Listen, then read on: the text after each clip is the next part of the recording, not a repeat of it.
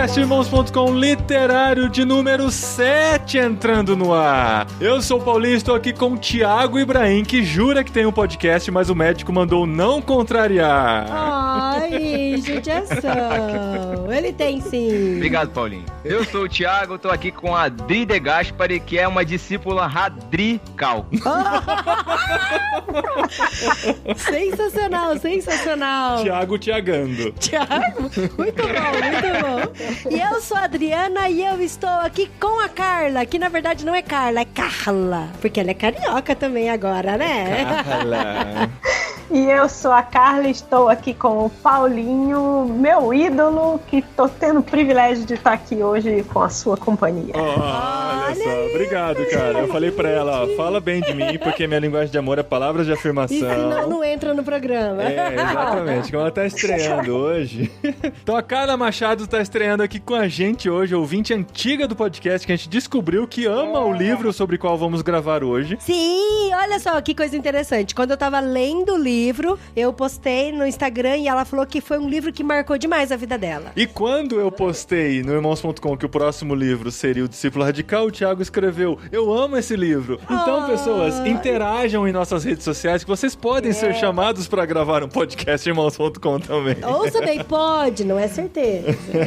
Exatamente. A gente grava geralmente com o pessoal do Clube Ictus, que tem o Tan e a Carol. O Tan está de férias e a Carol, por volta da gravação desse livro, está pra nascer o baby dela. Se já não nasceu quando você está ouvindo, provavelmente já nasceu enquanto você está ouvindo esse Benjamin. programa. Sim, Benjamin. E nós temos esse time diferente aqui, mas muito especial para falar sobre O Discípulo Radical, livraço de John Stott. Sim, um livro muito bom que daqui a pouco a gente vai falar. Antes eu quero falar que nós estamos entre 4 podcasters aqui, né? Exato. Eu e o Paulinho de Irmãos.com, o Thiago Ibrahim do No Barquinho, que ainda existe, amor. Existe sim.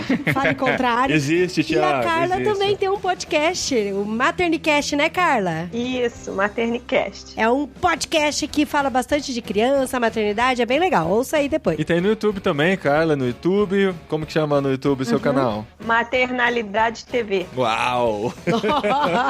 Afinal, ela tem 3 filhos e ela tem que administrar isso, mais a casa, mais o trabalho, mais o marido. Mas o marido é o mais difícil de administrar, fala aí, não é? Concordo. Não, ele vai ouvir isso, eu tenho que dar uma moral pra ele. Tá certo. Não, ele é muito bonzinho. É, o meu é bonzinho, mas dá mais trabalho do que as 2 crianças, do que os meus 4 empregos e do que a casa. É o pai do Chris, tem muitos empregos. Vamos lá então falar sobre O Discípulo Radical de John Stott, editora Ultimato, tudo junto aqui nesse podcast Irmãos.com literário.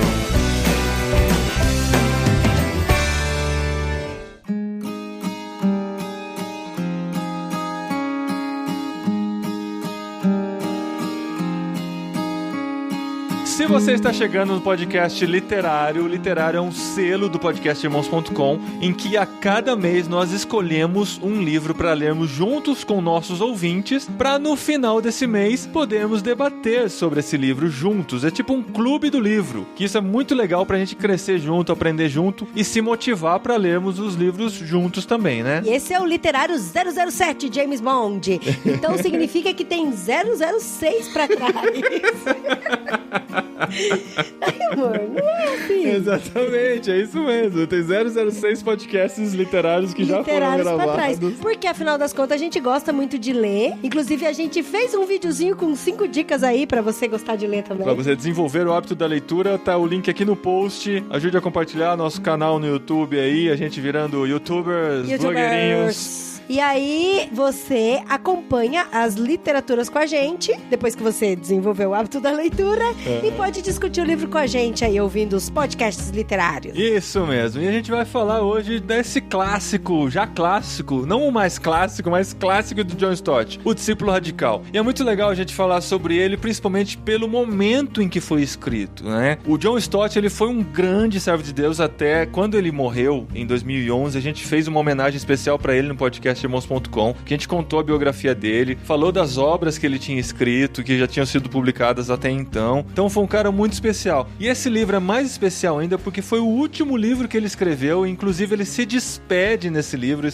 É muito legal, muito bonitinho. Um momento muito arrepiante desse livro, no final, que ele fala que ele deixa a caneta pela última vez e realmente era uma caneta porque ele escrevia à mão os livros dele, né? É muito bonitinho. Você deu spoiler já. Deu spoiler, isso é verdade. No começo do podcast. Não, mas isso a gente fala que a gente dá pequenos spoilers pra incentivar as pessoas a lerem. Eu acho que esse é um spoiler muito importante pra gente entender a importância desse livro, né? Porque ele, sabendo que era o último livro, o que ele escreveria? Ele deve ter se colocado diante desse dilema, né? O que eu vou escrever no último livro que eu vou escrever diante de tantos outros que eu já escrevi na vida, né? Eu falei que era spoiler porque foi uma das coisas que fiquei mais triste quando eu li, né? Quando eu li esse negócio dele deixar a caneta, né? Deitar a caneta, eu falei, cara, nunca mais a gente vai ler nada dele, assim, a não ser o que já tá escrito, né? Então foi muito emocionante chegar no final do livro e ler isso, né? Ele terminou esse livro em 2009 e faleceu em julho de 2011, então foram 2 anos depois, e ele já deixa isso muito claro, que ele já estava no fim da vida, ele já sabia que ele ia encontrar com o Senhor e que ele enfrentaria a morte. Inclusive, um dos capítulos do livro é sobre a morte, então é muito especial mesmo. Eu acho que não é tão spoiler não, porque pelo menos na minha edição da Ultimato, essa informação tá bem na orelha. Tá na orelha, do livro. Aqui tem informação. Aqui tem informação. Aqui tem informação. E na orelha do livro também tem informação. Ao baixar minha caneta pela última vez, literalmente, confesso não usar computador, aventuro-me a enviar essa mensagem de despedida aos meus leitores. Exato. É muito legal, gente, é muito legal. Então, eu queria até começar falando aqui no programa como que surgiu a minha história com esse livro, né, O Discípulo Radical. Que eu e o Paulinho, por bastante tempo, assim, a gente tem incentivado e impulsionado muitos jovens pra missão de Deus. E a gente tem, assim, se envolvido mais ainda com jovens líderes, né, que as pessoas, além de estarem na missão de Deus, estarem fazendo diferença, tanto na igreja, quanto nas suas organizações, no trabalho, mas são pessoas que estão com uma característica de liderança, né? Então a gente discipula jovens, a gente caminha junto, e aí eu conversando com algumas pessoas, assim, que eu admiro bastante, que pessoas que leem bastante, eu perguntei qual seria um bom livro, né, pra eu discipular e caminhar com jovens líderes, e uma das pessoas que foi até o Guilherme Amarino, do Projeto Sola, ele falou pra mim assim, olha, Adri, eu usei bastante o Discípulo Radical, uso até hoje, li mais de 4 vezes o livro do John Stott. E aí eu fui conversar com o pastor, e eu perguntei, falei assim, será que vale a pena eu comprar e ir atrás, né, pra discipular a molecada e tal? Aí ele falou assim pra mim, olha, se o Stott estiver fazendo coxinha, eu compro e como, porque é dificilmente ele fazer alguma coisa ruim.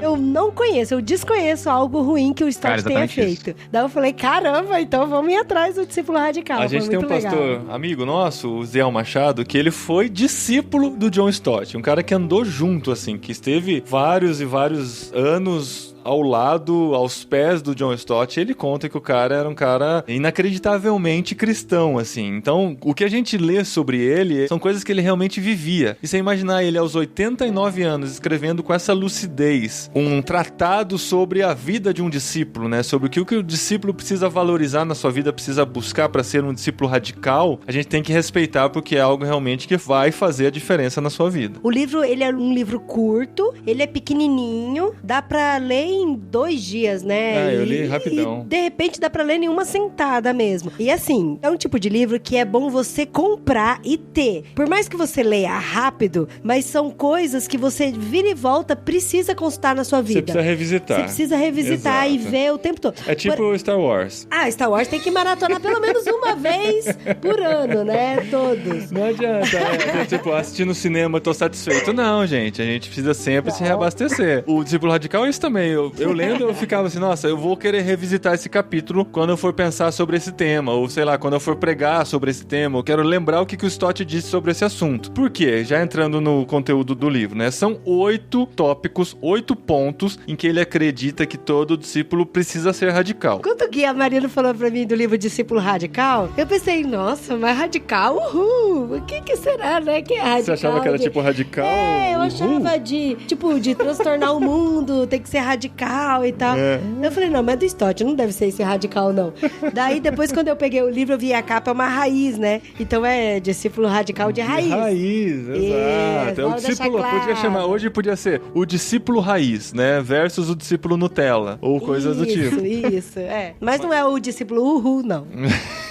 Imagina o John Stott aos 89 anos escrevendo sobre o discípulo Uhul. E ele faz questão de deixar isso bem claro, logo no início do livro, né? Ele explica o sentido de discípulo e ele explica o sentido de radical que ele quer dizer, porque, na verdade, tem a ideia de voltar às raízes e de ser extremo no compromisso, né? De ser comprometido ao extremo. Sim, e também o que é o verdadeiro fundamento do discípulo, né? Da raiz de estar enraizado mesmo em Cristo e em Deus e sempre buscar a nutrição da raiz, né? E quando eu falei de comprar o livro, eu discipulo. Eu discipulo. Vamos lá, aprender a conjugação verbal. Eu discipulo, tu discipulas, ele discipula. Mas então, eu discipulo uma discípula, então tá certo. Mas você discipula uma discípula de Cristo, isso é muito importante. Isso, ela não é ela minha não é sua discípula. Isso, inclusive, isso é uma diferença a primeira muito grande coisa. Nos fundamentos do discipulado, né? Isso é a primeira coisa que eu falei até quando a gente se encontrou e conversou e tal. E aí eu falei, gente, eu gostaria muito que vocês pegassem caneta, marca-texto, rabiscassem o livro pra todos os encontros, todas as perguntas, anotar, escrever, colocar post-it e sempre andar com esse livro, colocar ele num lugar fácil de revisitar. Porque isso aqui, diferente do Paulinho que pega o livro pra fazer consulta, pra preparar a palestra, eu pego o livro pra me lapidar, entendeu? A minha vida. Então eu coloquei o preparar mensagem entre outros usos que eu posso dar ao livro, tá bom? Sim, tá certo. E aí eu me lapido mesmo com ele, sabe? De vez em quando revisitar o capítulo de simplicidade. Vamos conjugar o verbo lapidar agora. Vai lá. Eu me lapido, tu te lapidas. Só isso que ele faz o dia inteiro. Cara, tem noção, Carla? Você tem noção que isso me corrige quando a gente tá brigando? É irritante, é irritante. Isso aí. Então é isso. Então o discípulo radical, ele apresenta 8 características do discipulado cristão. E é interessante que, assim, a gente é muito contra o método de discipulado. Assim, você estabelecer que para discipular uma pessoa você tem que seguir um método. Aí você faz isso, faz aquilo, lá. O que a gente entende esse discípulo radical é como uma ferramenta para você trabalhar na vida de outras pessoas também. Foi o que a Adri tava usando. Sim, e também eu não usava só o livro, né? Exatamente. Não é assim, vamos sentar, vamos ler o livro e ao fim desse livro você vai ser um discípulo completo. Não. Elas liam o livro durante a semana, depois se encontravam, discutiam aquilo e a partir daí traziam coisas do dia a dia, questões, preocupações que tinham. Então, esse processo de discipulado é muito mais um caminhar, um andar junto do que seguir uma apostila, né? Então, não é isso que a gente está dizendo a partir desse livro para você utilizar ele como um método de discipulado, mas como uma ferramenta para você andar com outras pessoas. Mas como uma ferramenta de discipulado, ele é, nossa, é muito bom.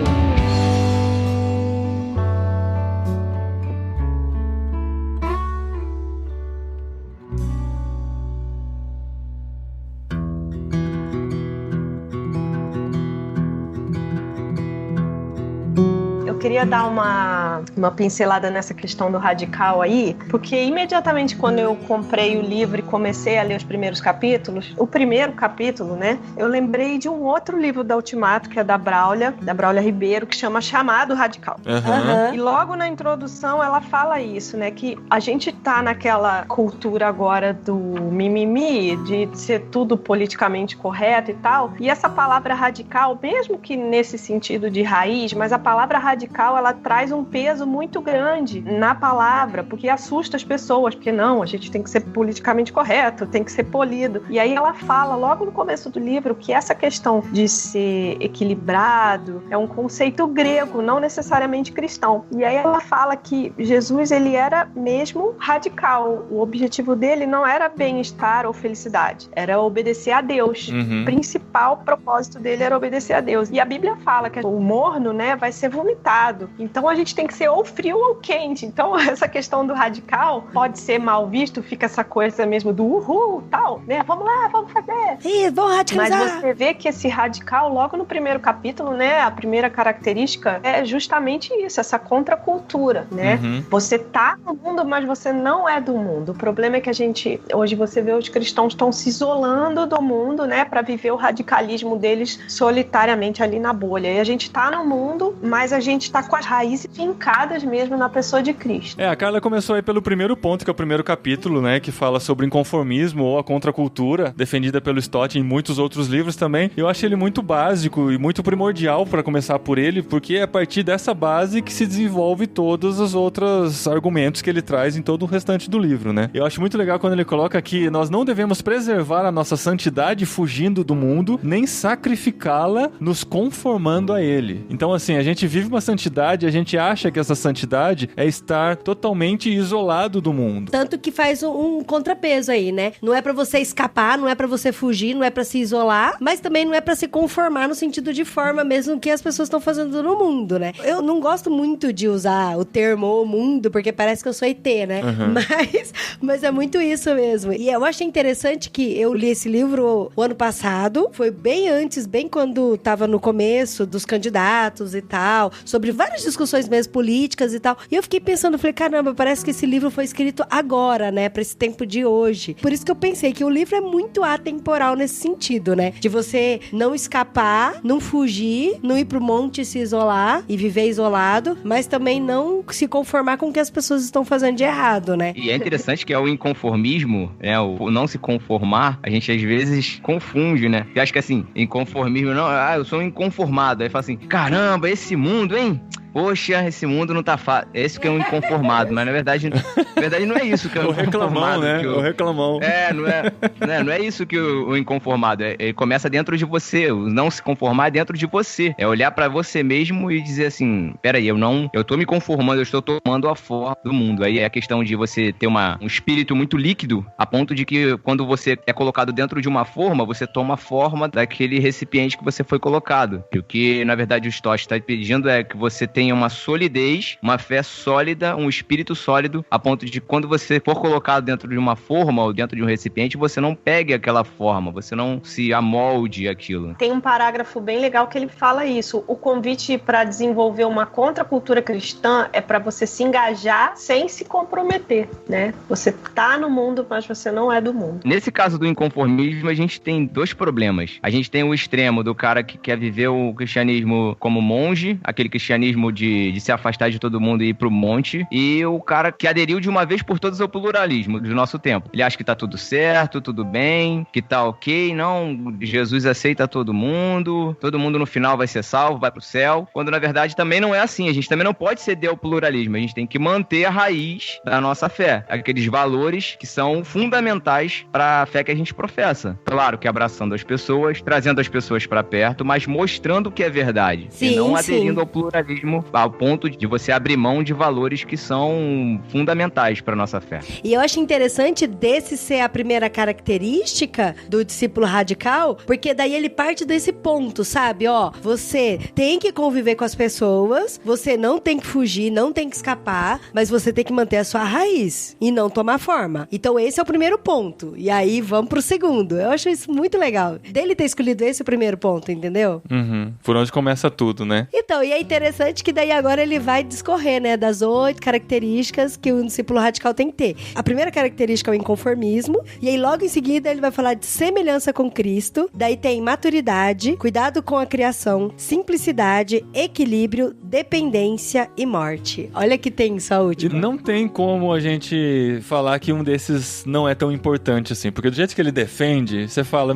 não tem como viver sem isso. Você não pode viver sem a simplicidade, você não pode viver sem o equilíbrio, sem a dependência, e você tem que saber encarar a morte. E é assim que o livro termina. O último capítulo é sobre morte. É sobre a morte. Ele, às vésperas de sua morte, dizendo como ele encontraria o Senhor, ou como ele encarava essa passagem que ele estava tendo aqui na Terra, né? A forma com que o raciocínio dele todo é construído nesse livro é de entender que realmente foi o último legado que ele deixou pra gente, e a partir daí a gente consegue entender muito, muito mesmo da cabeça desse grande John Stott. E falando em cabeça, é importante falar que ele não tirou esses tópicos todos da cabeça dele. Esse livro é extremamente permeado por Bíblia, né? Ele traz bases bíblicas pra tudo o que ele diz. Sim, o tempo todo. E aí o que fica é que o cara tá pra morrer, ele tá morrendo, é a última vez que ele vai escrever. E também ele tá não é assim, né, cara? Também ele não tá quase soltando a caneta da mão, né? Não. Gente, ele demorou 2 anos pra morrer. Ele tava morrendo também não, né? Ai. Coitado, alguns anos antes ele tinha sofrido um acidente que ele conta conta até que ele quebrou o quadril e tal, no capítulo de dependência, né, cara? Uma situação complicada. O que eu acho legal é que o Stott sabe disso e é importante que a gente saiba também. Quem fala isso também muito é o Timothy Keller. O evangelho, ele não é um manual para um novo convertido. O evangelho, ele é o que mantém a vida cristã de pé. Então, se você tem uma semana de convertido ou se você tem 25, 30, 50 anos de crente, o evangelho que vai sustentar a sua vida. É você voltar todos os dias para essas bases, é que vai manter a sua vida de pé. Então, não é, o pastor hoje pregou sobre o evangelho, pregou sobre o sacrifício de Jesus, mas o sacrifício de Jesus e a semelhança com Cristo não é só o beabá da vida cristã, mas é o chão que a gente percorre para poder chegar ao fim da caminhada, como o John Stott está chegando no final desse livro. No capítulo sobre dependência, me chamou muita atenção uma coisa que eu já ouvi tantas e tantas vezes de pessoas mais velhas falando. Isso é verdade. Eu só quero viver enquanto eu não for peso pra ninguém. Quando eu começar a ser peso pra alguém, eu quero que Deus me leve. E aí ele fala da importância de, no final da vida, a gente entender que nós não vivemos independente dos outros. Esse final da vida tem um propósito também da gente estar na dependência de outras pessoas que Deus coloca na nossa vida. Então, um ensinamento que vem desde lá quando criança, que nós somos dependentes de nossos pais ou de quem nos cria. Durante toda a vida, a gente também depende de outras pessoas para muitas coisas. Nós não somos 100% independentes em momento nenhum da vida. E no final, isso é confirmado quando nós também dependemos de outras pessoas. Aí ele conta o acidente do quadril dele e ele fala que ele ficou muito dependente, que naquela aquilo foi... situação foi muito difícil, mas no meio de tudo isso, ele entendeu como ele podia refletir sobre tudo isso também, de que nós dependemos de Deus e dependemos uns dos outros também. Olha que fantástico isso. As suas fraquezas são uma oportunidade para que alguém exercite a sua fortaleza, né? Aquilo que tem de forte, né? Eu acho que tudo se resume, né? Essa raiz que é o próprio Cristo, né? Que é o Evangelho. O livro, ele, se você olhar, todas elas são tão intrinsecamente ligadas, essas características, que são mesmo como uma raiz, né? Porque se você é semelhante a Cristo, você vai cuidar da criação dele. Você vai viver com uma simplicidade, porque a gente sabe que cuidar da criação não é só reciclar o lixo e economizar água, né? A gente sabe que tem uma série de outras coisas que tem a ver com uma vida de simplicidade, uma vida de equilíbrio, uma vida de dependência de Deus na nossa vida, né? Essa vida de dependência de viver só o agora. Eu tava conversando com a Adri hoje sobre isso. A gente só tem o agora, né? Esse instante, nesse segundo. Então você entender que você é dependente, que sem Deus você não é capaz de nada, e desenvolver a sua humildade, a sua semelhança com Jesus, se esvaziar de si mesmo. Uma das coisas que ele fala logo no começo lá, né, do narcisismo, do eu, é tomar a cruz, negar. Primeiro você tem que negar o teu eu, né? Porque se você não nega, você não tem como carregar a cruz, não cabe as duas pessoas ali. Então, essa semelhança com Cristo, de assumir a sua humanidade, se despojar, né? Tem aquele versículo que ele cita em um dos capítulos, que Jesus se esvaziou mesmo, assumiu a forma de homem, né? A vontade dele era fazer a vontade do Pai. Então, acho que todas elas são tão interdependentes como uma raiz mesmo, que aí no final ele fala essa questão da morte. Porque se você viver uma vida de dependência ali, né? Com todas essas raízes bem fincadas, a morte é só o próximo estágio, né? Que ele fala, tem uma hora lá que ele fala do Woody Allen, né? Do medo da morte e tal. Cristão radical, ele não tem... Eu tô até procurando aqui, mas não tô achando. Quando ele fala que se pra gente, no momento de louvor, já é tão gostoso, imagina como vai ser no céu. Quando a gente lê as escrituras, né? Como é que vai ser quando a verdade toda for revelada? Se um pôr do sol já nos impressiona, como é que vai ser diante do novo céu e nova terra, né? Então, assim, a gente só vai ver... O que a gente tá vendo, em parte, a gente vai ver face a face, né? Então, a morte é só o restinho do processo. Eu gosto muito do versículo que, quando Jesus fala, ele é o caminho, é porque ele não é o destino, né? Você vai viver ali, sendo a pessoa buscando a santidade de Cristo na sua vida. O destino é o céu mesmo, né? É essa verdade revelada. Mas Jesus é o caminho, é a raiz aí, é o que a gente tem que buscar todos os dias.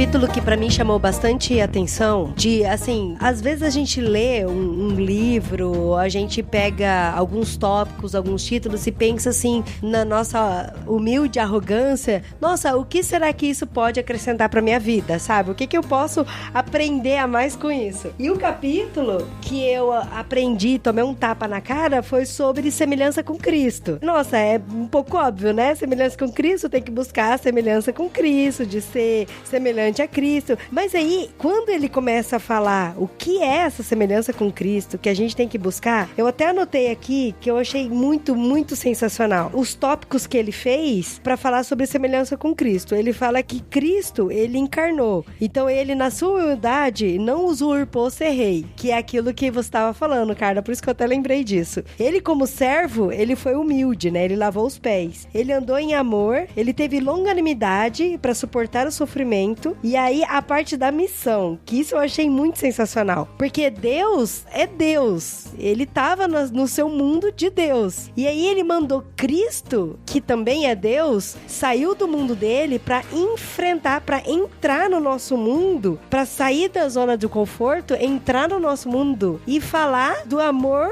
de Deus através de Cristo, que é o filho dele.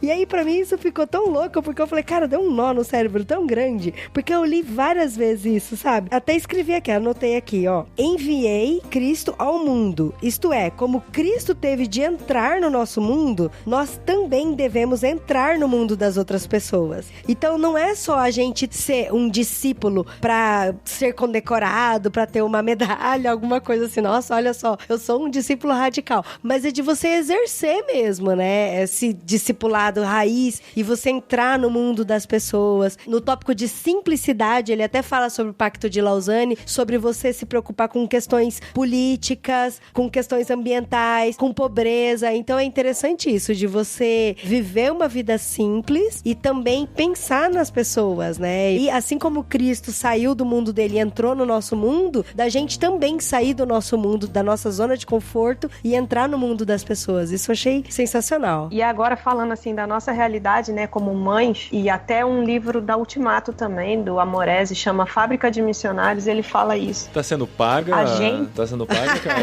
Tá sabendo? O negócio é esse. A Clênia vai ficar feliz. Um beijo pra Clênia, inclusive, pra Delnia, que estão ouvindo aqui agora. É verdade. Cara, assim, eu li e caiu muito a minha ficha, assim, porque a gente fica muito preocupado em salvar o mundo, em fazer diferença na vida do outro. A vida do outro é a nossa casa, são os nossos filhos, o nosso marido, né? Então, isso também tem a ver... Por que eu tô falando isso? Puxando sardinha pro meu lado agora, né? Porque a gente vê muita gente de domingo a domingo na igreja, envolvido com missões, envolvido com os trabalhos, e os filhos estão se perdendo, sabe? E às vezes eu pergunto pras mulheres, qual é a sua missão na Terra? Pra que você foi colocada aqui? E muita gente não tem, e eu incentivo, escreve, não tem missão, visão e valores de uma empresa? Faz a sua missão, a sua visão e os seus valores, porque isso vai te ajudar muito na hora de decidir as decisões que você vai ter que tomar na vida, né? Muita gente navega sem destino, e eu brinco que a gente quer cumprir o script que a gente aprendeu na aula de ciências, né? Nasce, cresce, reproduz e morre. É pra isso que você veio pra Terra, né? Só pra nascer, passar, arrumar um bom emprego, ter uma família de margarina e juntar um dinheirinho. Nossa,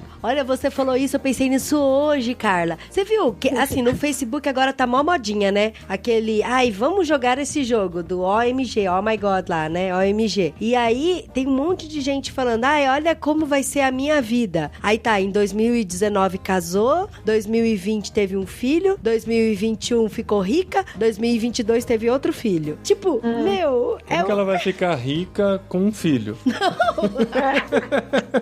Não é isso, amor. Mas, é assim, tipo... Não faz sentido esse jogo. Mas é porque um teste desse aí nunca vai dizer pra pessoa que ela vai ficar pobre, né? Não, ninguém nunca vai botar e nem feia, ela né? vai ficar pobre. Nem feia. Ó, parabéns aqui, você vai ficar pobre. Aqui, seu filho não vai passar na faculdade. E assim por diante. Não, então, mas é que assim, aí a pessoa compartilha mó felizona. Olha só minha vida, que legal. E mesmo se a vida dela for isso, cara, falta propósito, né? Assim, eu falo com muito cuidado cuidado isso, porque eu penso isso de mim também. De que às vezes eu falo, cara, cadê o propósito da minha vida? O que eu faço com os meus filhos? E muitas vezes a gente, na correria do dia a dia, a gente esquece mesmo de falar, olhar pro próximo, da gente tá lá com a nossa medalha condecorada do discípulo radical, mas esquece de exercer, esquece de olhar pro próximo, esquece de olhar pro teu marido, esquece de olhar pros teus filhos. E eu me pego, vira e volta falando, sabe? Pensando, eu falo, cara, pera, Dri, calma. Vamos fazer alguma coisa com isso, sabe? Não deixar só a biologia, né, exercer o curso natural da vida dela, porque não é isso que a gente quer. E aí, de novo, lembrando do inconformismo, né? Então, gente, esse é o livro desse mês. Se você leu com a gente, com certeza aproveitou mais desse conteúdo. Se você não leu, espero que você tenha ficado com vontade. Mas eu não vou me segurar aqui, eu vou ter que ler um pedaço aqui do pós-escrito aqui, o Adeus, do John Stott. Não vou ler tudo pra ficar surpresa pra você. É verdade. Porque o que ele faz aqui nesse pós-escrito, que é a última coisa que ele escreveu na vida, pelo menos publicado num livro, não sei se ele escreveu mais algum texto que foi parar na internet, ele defende aqui o seu amor pelos livros, que é o que a gente faz aqui no Literário. Então, John Stott, junto com a gente aqui, vai falar: ao baixar minha caneta pela última vez, aos 88 anos, aventuro-me a enviar essa mensagem de despedida aos meus leitores. Sou grato pelo encorajamento, pois muitos de vocês me escreveram. É claro que ao olhar para frente, nenhum de nós sabe qual será o futuro das impressões e publicações. Porém, estou confiante de que o futuro dos livros está assegurado e de que, apesar de serem complementados, eles nunca serão totalmente substituídos. Pois há algo singular a respeito deles. Nossos livros favoritos se tornam preciosos para nós e até desenvolvemos com ele um relacionamento quase intenso e afetuoso. Não é estranho o fato de manusearmos, riscarmos e até cheirarmos os livros como símbolo de nossa estima e afeição? Não me refiro apenas ao sentimento de um autor pelo que escreveu, mas também a todos os leitores e suas bibliotecas. Assim, deixe-me encorajá-lo a continuar lendo e a incentivar seus parentes e amigos a fazer o mesmo, pois esse é um meio de graça muito negligenciado. Aê!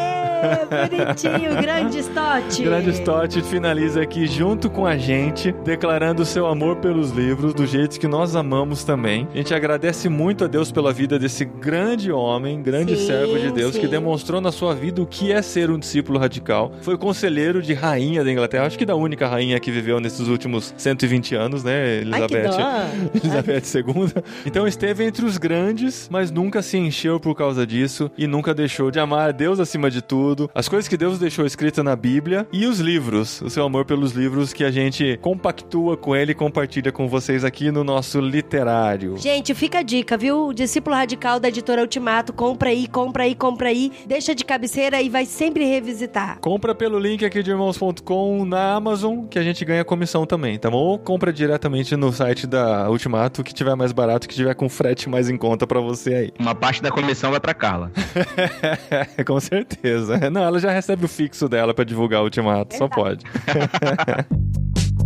E pra finalizar aqui, então, precisamos definir qual será o livro do próximo Literário, e a gente recebeu aqui nesse mês no Clube Ictus, e pra minha surpresa, ele foi citado dentro de O Discípulo Radical do Stott. Um grande livro, um clássico também, que há muito tempo eu quero ler, considerado a mais importante obra de literatura cristã depois da Bíblia. Sempre tem um que é depois da Bíblia, né? Mas sempre é o mais vendido depois da Bíblia, o mais clássico depois da Bíblia, mas é Imitação de Cristo, de Tomás de Kempis, escrito lá no século XV. A gente vai visitar essa antiguidade aqui nesse próximo mês do Literário. A gente vai ler juntos. Eu não li ainda, Brasil. Será não, acabou de chegar. Você vai ter que ler, né, Adri? A gente fica só fazendo programas com livros que você já leu.